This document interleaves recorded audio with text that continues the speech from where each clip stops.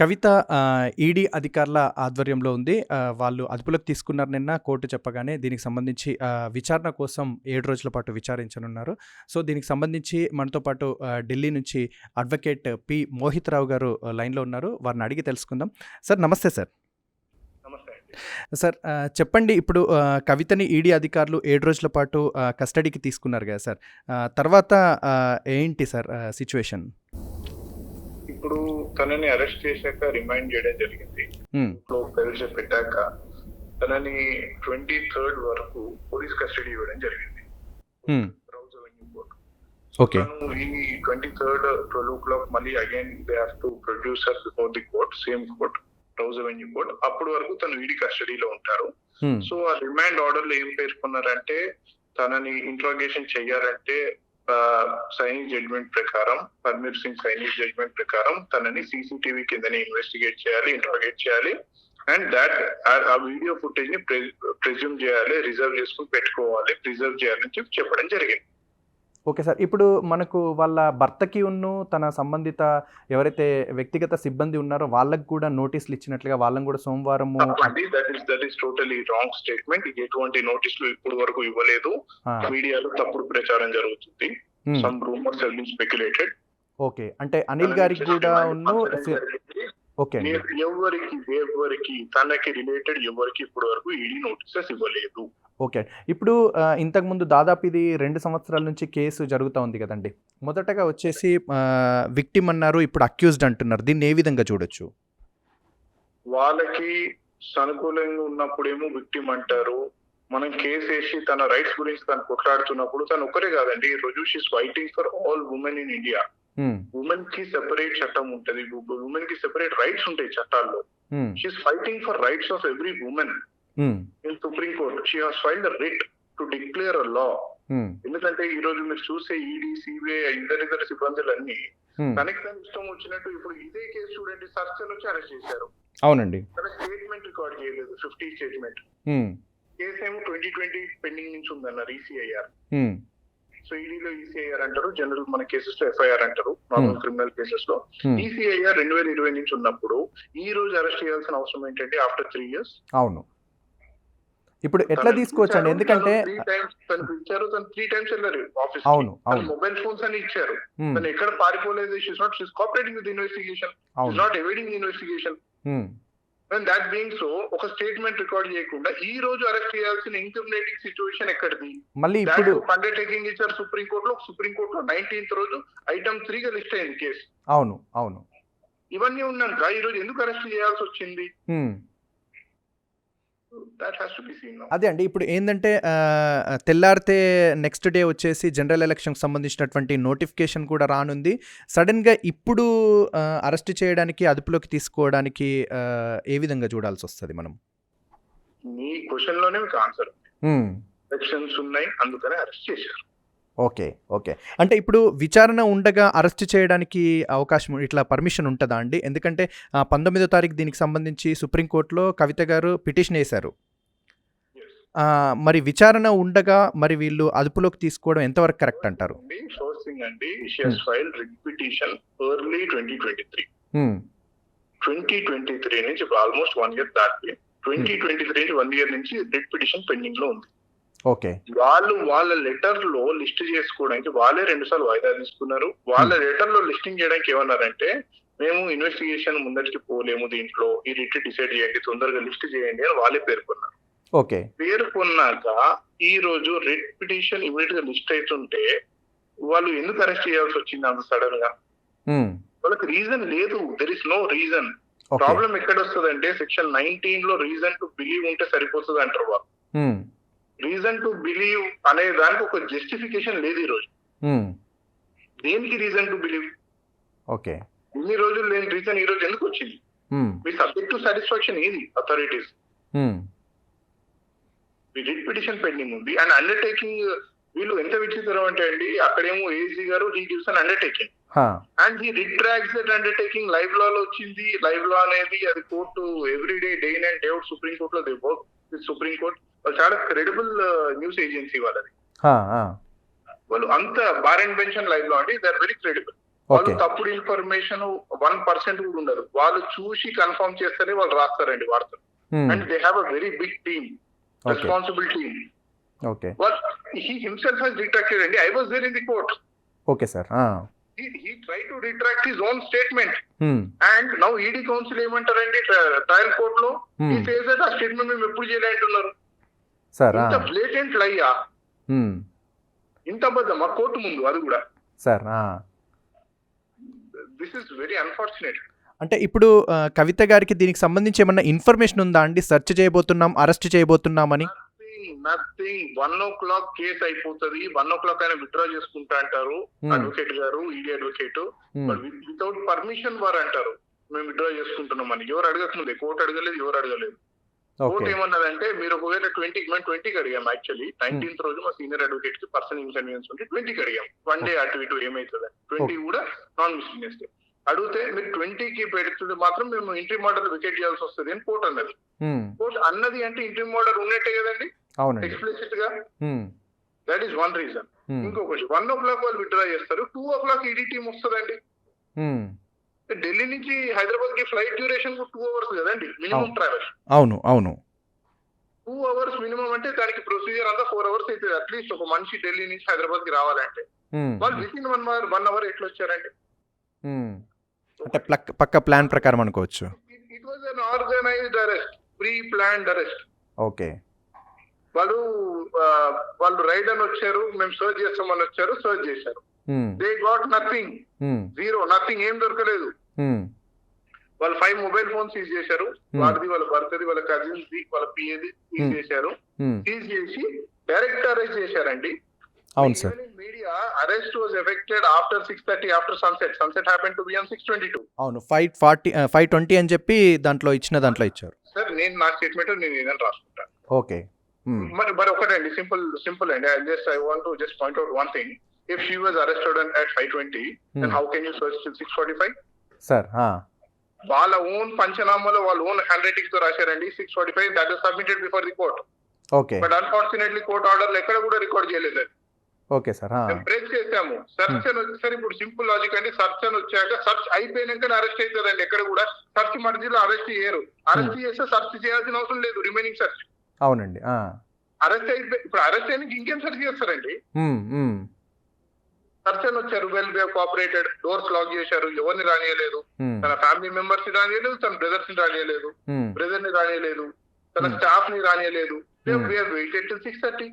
Okay. ఒక మహిళ officers వచ్చారు, నిర్బంధం చేశారు, ఒక సమన్స్ లేదు, ఏమి లేదు, ఒక ఇన్ఫర్మేషన్ లేదు. వాళ్ళని మేము మీడియా ఆఫీసర్స్ అనుకోవాలా, లేకపోతే ఇంకా ఎవరైనా అనుకోవాలా? వాళ్ళ ఐడెంటిటీ కార్డ్స్ చూపించారు, వాళ్ళకు ఒక యూనిఫామ్ లేదు. హౌ టు బిలీవ్ అండి? ఓకే. ఓకే. ఒక మహిళను అట్లా నిర్వర్తిస్తే ఈరోజు ఒక సిట్టింగ్ ఎమ్మెల్సీకి ఇట్లుంటే ఒక ఫర్గెట్ అబౌట్ కామన్ ఉమెన్ పరిస్థితి ఏంటి ఈరోజు కంట్రీలో? ఓకే. తను 45 వరకు ఎందుకు అరెస్ట్ చేశారు? ఇంకొకటి, తను ఫ్లైట్ టికెట్ కూడా ముందే కొన్నారు. 8:45కి ఫ్లైట్ టికెట్ ఉంది already. It was purchased a day before. If they are very fair enough, they can disclose the PNR to everyone. Okay. She traveled in seat number 29C. ఆ information మాకుంటదండి, వాళ్ళ information వాళ్ళకుంటది. Flight ticket ఎలా ముందు కొన్నారండి మరి, ఒకవేళ pre planned కాకపోతే? Okay. How did you purchase the flight ticket? ఇవన్నీ they are many చాలా కోణాల నుంచి చూస్తే ఇదంతా ప్రీ ప్లాన్డ్ వే అండి. They are harassing a woman today. Okay. ఇంకొకటండి, ఇప్పుడు వాళ్ళు అనిల్ గారికి సంబంధించినటువంటి ఆర్థిక లావాదేవీల గురించి, వ్యాపారం గురించి కానీ, అట్లాగే కవిత గారికి సంబంధించినటువంటి 10 సంవత్సరాలకు సంబంధించిన బిజినెస్ కానీ, ఆర్థిక లావాదేవీల గురించి అడిగినట్లుగా కూడా తెలుస్తా ఉంది. దీని గురించి ఏమంటారు? ఏం అడగలేదండి. This is again wrong misunderstanding. ఏం లేదు, నథింగ్ వాస్ ఆస్క్డ్. ఓకే. అంటే ఇప్పుడు బిజినెస్ చేయాలి, జాబ్ చేయాలి, that is their fundamental right అండి. మీరు జాబ్ చేయకండి, బిజినెస్ చేయకండి అంటే that is you can't even expect a person, that to an agency, to tell that. Okay. ఇప్పుడు నెక్స్ట్ ఏంటండి? ఇప్పుడు అరెస్ట్ చేశారు, కస్టడీలో ఉన్నారు కదా, నెక్స్ట్ ప్రొసీజర్ ఏంటన్నట్టు? వాళ్ళు రిమాండ్ ఉన్నారు. She's in lawful remand now till 23rd. Okay. There are many ways to explore. Actually మేము కూడా ఇన్‌స్ట్రక్షన్స్ తీసుకుంటున్నాం ఇప్పుడు. తీసుకుని నెక్స్ట్ స్టెప్ ఏందనేది we will plan and shortly we will do that. Okay. ఇంకొకటి ఇప్పుడు తనని కలవడానికి ఎవరికన్నా పర్మిషన్ ఇచ్చారా అండి? అంటే రోజు? యెస్ అండి. ఇన్ బిట్వీన్ 6-7 ఆ! అడ్వొకేట్ నాకు హాఫ్ అన్ అవర్ ఇచ్చారు. హ్మ్. And half an our family members. Okay. KTR గారు, హరీష్ రావు గారు, ఆ! హస్బెండ్ అనిల్ గారు, ఓకే. అండ్ పిఏ గారు ఇట్లా వీళ్ళందరికి ఇచ్చారు.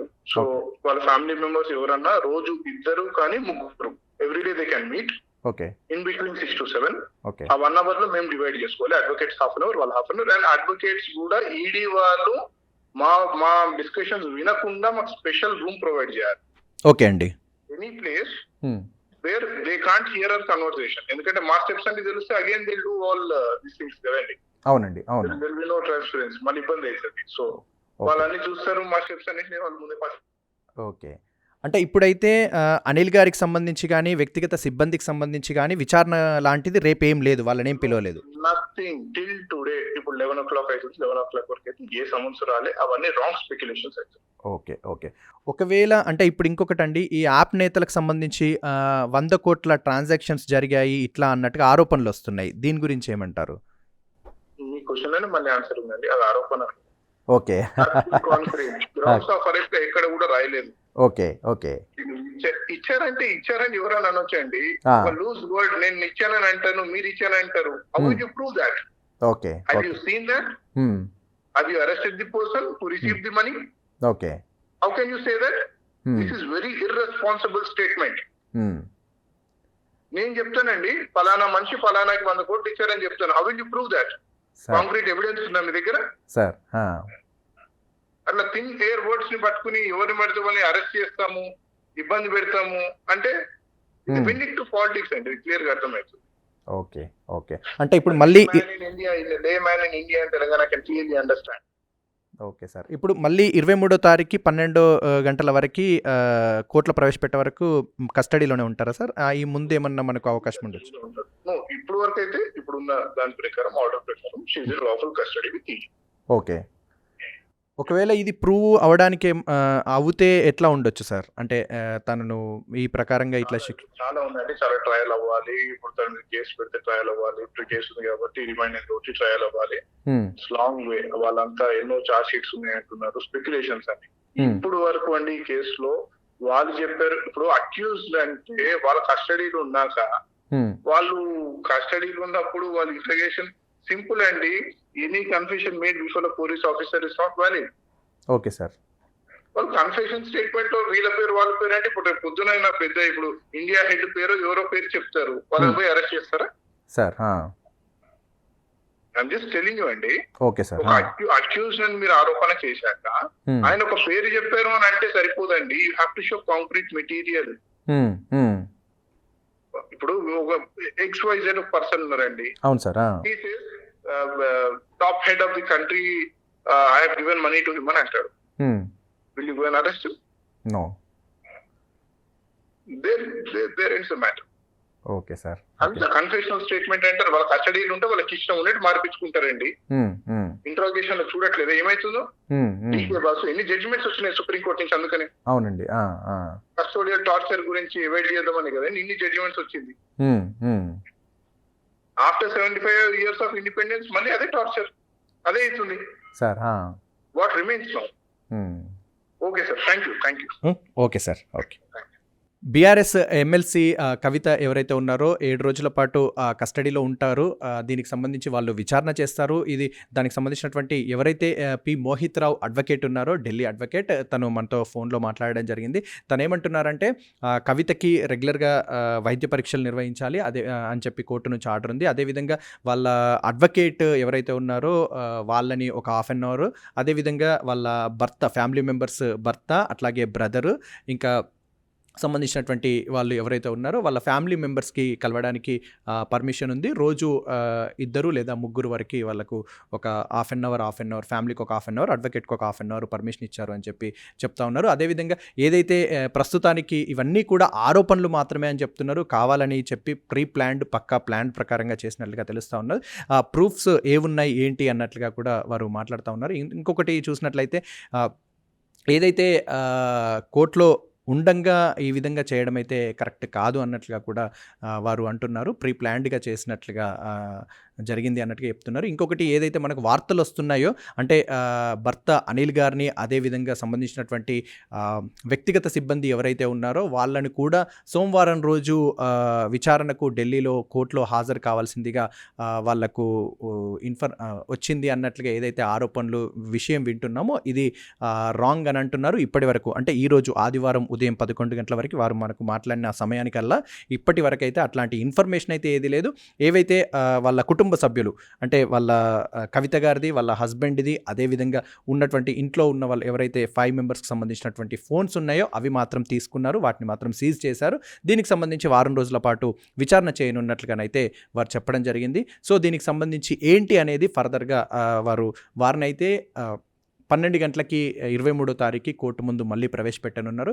ఇప్పటివరకైతే మళ్ళీ ఇంకొకటి అడ్వకేట్ ఎవరైతే ఉన్నారో వాళ్ళు డిస్కస్ చేయడానికి సెపరేట్‌గా ఒక రూమ్‌లో అంటే ఎవరు వినని విధంగా దానికి సంబంధించి విచారణ వాళ్ళు మాట్లాడే సందర్భంగా వాళ్ళకొకటి రూమ్ కూడా వాళ్ళకు సెపరేట్‌గా అరేంజ్ చేయాలి. తనకు మాట్లాడడానికి అడ్వకేట్‌తో మాట్లాడడానికి అవకాశం ఇవ్వాలి అన్నట్లుగా కూడా తెలియపరచడం జరిగింది అని చెప్పింది. ఇప్పటివరకైతే ఉన్నటువంటి అప్డేట్‌కి సంబంధించినటువంటి విషయాలైతే మనతో అడ్వకేట్ చెప్పడం జరిగింది. సో ఇది ఇంకా వారం రోజుల వరకైతే దీనికి సంబంధించి విచారణ ఈడీ అధికారులు ఎవరైతే ఉన్నారో వారు కవితని ఇంటరాగేట్ చేయనున్నారు. వాళ్ళ ఈడీ కస్టడీలోనే కవిత ఈ వారం రోజుల పాటు ఉంటారు. ఇవాటి నుంచి ఆ రోజు 7 రోజులు అంటే 23వ తారీఖు 12 గంటలకి మళ్ళీ కోర్టులో ప్రవేశపెట్టడం అనేది జరుగుతుంది.